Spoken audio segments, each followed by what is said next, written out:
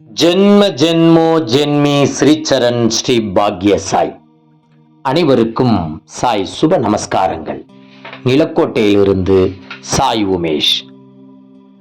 இன்று 12/12/2025 கார்த்திகை 26 தேய்பிறை அஷ்டமி திருநாள். இத்திருநாள் காலபைரவருக்கு மிக உகந்த நாள். தமிழ்நாட்டில் உள்ள சேத்திரபாலபுரம் என்ற சிற்றூரில் அருள்பாலித்து வரும் ஆனந்த கால பைரவரை பற்றிய பதிவுதான் இது. ஸ்ரீ ஆனந்த கால பைரவரை பற்றி ஒரு புனிதமான கட்டுரையை எழுதியவர் திரு என்.ஆர். ஜெயராமன் ஐயா அவர்கள். அப்புனித கட்டுரையை எழுதி நமது சாய் உமேஷ் சேனலிற்கு ஒளிபரப்ப அனுமதியும் ஆசியும் தந்தவர் பிரபல எழுத்தாளர் திரு என்.ஆர். ஜெயராமன் ஐயா. 1945 ஆண்டு தமிழ்நாட்டில் பிறந்த திரு என்.ஆர். ஜெயராமன் ஐயா அவர்கள் அச்சுக்கலை தொழிற்கல்வி படித்துவிட்டு மத்திய அரசு துறையில் பணிபுரிந்த பின் ஓய்வு பெற்று தற்போது சாந்தி பிரியா என்ற புனைப்பெயரில் எழுதி வருகிறார். இந்திய அரசின் அறிவியல் மற்றும் தொழில்துறை ஆராய்ச்சி நிறுவனம், காகித நாணயம் அச்சிடும் அச்சகம் போன்ற இடங்களில் மூத்த அதிகாரியாக பணிபுரிந்து 2005 ஆண்டு ஓய்வு பெற்ற பிறகு சிறிது காலம் சில தனியார் நிறுவனங்களுக்கு ஆலோசகராக பணியாற்றினார். இவர் காகித நாணயங்களில் காணப்படும் வரிசை எண் அச்சடிக்கும் புதிய நுட்பத்திற்கான காப்புரிமையை பெற்றவர். கள்ள நோட்டு அச்சுறுத்தல் குறித்த ஒரு ஆய்வறிக்கையை வழங்க ஹாங்காங்கில் நடந்த சர்வதேச மாநாட்டில் சிறப்பு அழைப்பாளராக பங்கேற்றவர். சாந்தி பிரியா என்ற புனைப்பெயரில் பல ஆலயங்கள், மகான்கள் மற்றும் பிற ஆலய வரலாற்று கதைகளை உள்ளடக்கிய 1500க்கும் மேற்பட்ட ஆன்மீக கட்டுரைகளை ஆங்கிலம் மற்றும் தமிழில் எழுதி தனது சொந்த வலைத்தளமான கீழ்காணும் முகவரியில் வெளியிட்டுள்ளார்.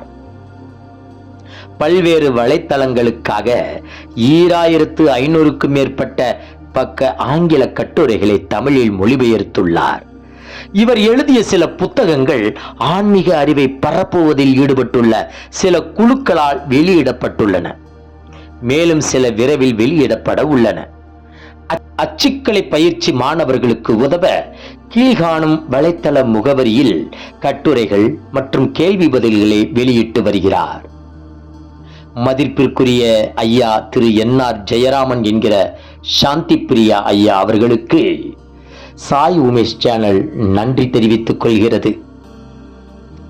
வாருங்கள், ஸ்ரீ ஆனந்த கால பைரவரை பற்றி உள்வாங்குவோம். முதலில் நாம் சேத்திரபாலபுர ஆலய வரலாற்றை பற்றி தெரிந்து கொள்வோம். மயிலாடுதுறை மற்றும் கும்பகோணத்திற்கு இடையே, அதாவது மயிலாடுதுறையில் இருந்து சுமார் 8 மைல் தொலைவில் குற்றாலம் எனும் தாலுக்காவில் உள்ளது சேத்திரபாலபுரம் எனும் சிற்றூர். இங்குதான் ஆனந்த காலபைரவர் என்ற பெயரில் காலபைரவர் எழுந்தருளி உள்ள மேன்மை வாய்ந்த பல நூற்றாண்டுகளுக்கு முற்பட்ட ஆலயம் உள்ளது. இது அமைந்த காலம் அல்லது அங்கு பைரவர் வழிபாடு துவங்கியதன் காரணம் போன்றவை எவருக்கும் தெரியவில்லை. என்றாலும் இந்த ஆலயத்தின் மேன்மை அளவிட முடியாதது. இங்குள்ள பைரவர் தனது பயங்கரமான தோற்றத்தோடு காட்சி தராமல் அமைதியாக புன்னகை பூத்த வண்ணம் தன்னை நாடி வந்து குடும்பத்தில் அமைதி நிலவ வேண்டும், நோய் விலக வேண்டும், குழந்தை பிறக்க வேண்டும் என்ற பிரார்த்தனைகளை முன்வைத்து பாகற்காய் அல்லது பூசணிக்காயில் எண்ணெய் நிரப்பி தீபம் ஏற்றி வழிபடுபவர்களுக்கு அருள் புரிகிறார். பல நூற்றாண்டுகளுக்கு இப்படி பாகற்காய் அல்லது பூசணிக்காயில் எண்ணெய் நிரப்பி தீபம் ஏற்றி வழிபடும் வழக்கம் வேறு எந்த பைரவர் ஆலயத்திலும் கிடையாது. பல்வேறு இடங்களில் இருந்தும் தொடர்ந்து 9 வாரம் இந்த ஆலயத்திற்கு தமது வேண்டுகோளுடன் வந்து பாவக்காய் அல்லது பூசணிக்காயில் எண்ணெய் தீபம் ஏற்றி வைத்து வழிபடுவதை பல பக்தர்கள் தொடர்ந்து கொண்டுதான் இருக்கிறார்கள். முன்னொரு காலத்தில் இந்த கிராமத்தில் வெட்ட வெளியில் இருந்த பைரவரை கிராம காவல் தெய்வம் என்றே அங்கிருந்த மக்கள் வழிபட்டு வந்துள்ளார்கள். ஆகவே அந்த ஆலய பைரவரின் மகிமை எவருக்கும் தெரியாமல் இருந்தது. வெகு காலத்திற்கு பிறகே அங்கு விஜயம் செய்த அறிஞர்கள், ஆராய்ச்சியாளர்கள் மற்றும் ஆன்மீக மகான்கள் மூலம் ஆலய பைரவரின் மகிமை குறித்து செய்திகள் வெளிவர தெரியலாயின. குக்கிராமத்தில் உள்ள அந்த ஆலயம் சிறியது என்றாலும் மகிமை வாய்ந்தது. தற்போது அந்த ஆலயத்தின் மேல் பகுதியில் மீது சிமெண்டினால் ஆன தகட்டுக்கூரை போடப்பட்டு காட்சி தருகிறது. இங்கு நடைபெறும் பூஜைகள் ஆகம விதிகளின்படி பூஜைகள் நடத்தப்படுவது இல்லை. சாதாரணமாக பைரவர் தமது கையில் சூலம், ஒரு கையில் மனித தலை போன்றவற்றை வைத்துக் கொண்டும் தனது வாகனமான நாயுடனும் பயங்கரமான தோற்றத்தில் காட்சி தருவார். பயங்கர தோற்றத்தில் காணப்படும் சிவபெருமானின் 8வது அம்சத்தில் உள்ள கடவுள் பைரவர் ஆவார். அவர் கையில் உள்ள மனித தலை பைரவரால் வெட்டப்பட்ட பிரம்மாவின் தலை என்பதாக கூறுவார்கள். இன்னும் சிலர் அது தலையல்ல, மாறாக மனித முகத்தின் ஓடு, அதாவது கபாலம் என்றும், காலபைரவரே மனித உயிர்களுக்கு முக்தி தந்து மேலுலகத்திற்கு அனுப்புபவர் என்பதனால் அதை குறிக்கும் காட்சியாகும் அது என்பார்கள். இன்னும் சில ஆலயங்களில் தலைவிரித்த கோலம், பயங்கரமான சிவந்த கண்களை கொண்ட முகம், நிர்வாண கோலம், கழுத்தில் கபால மாலை, உடலெங்கும் சுற்றித் திரிந்த வண்ணம் உள்ள பாம்புகள், காலுக்கு அடியில் அவருடைய வாகனமான நாய் போன்றவற்றை கொண்ட கோலத்திலும் காலபைரவர் காட்சி தருகிறார். ஆனால் அவை அனைத்திற்கும் மாறாக சிரித்த அமைதியான முகத்துடனும் அவருடைய வாகனமான நாயும் இல்லாமல் நின்ற நிலையில் சேத்திரபாலபுரத்தில் உள்ள தனி ஆலயத்தில் மட்டும் காட்சி தருவது அற்புதம்.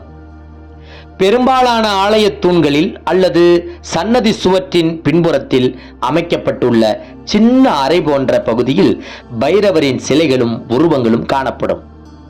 ஆனால் சக்தி ஆலயங்களில் மட்டும் அவர் தனி மரியாதை பெற்று கருவறைக்கு வெளியே ஆலயத்தின் வளாகத்திற்குள் தனி சன்னதியில் அவர் சேத்திரபாலகர் அல்லது ஆலய காவலராக இருந்து கொண்டு பார்வதி தேவிக்கு துணையாக இருப்பார். ஆகவேதான் சில தேவி ஆலயங்களில் ஆலயத்தின் பாதுகாவலராக உள்ள அவரிடம் தேவியின் சன்னதி கதவை மூடிய பின் ஆலய சாவிகளை சம்பிரதாயமாக தந்துவிட்டு காலை வந்து சம்பிரதாயமாக அவரிடம் இருந்த அந்த சாவிகளை திரும்ப பெற்றுக்கொண்டு கருவறை திறப்பதை வழக்கமாக கொண்டுள்ளார்கள். சரி, இனி காலபைரவர் அவதரித்த கதையை அடுத்த எபிசோடில் காண்போம். ஜெய் குரு சாய், நற்பவி சாய்ராமா, ஜெய் குரு தேவதத்தா.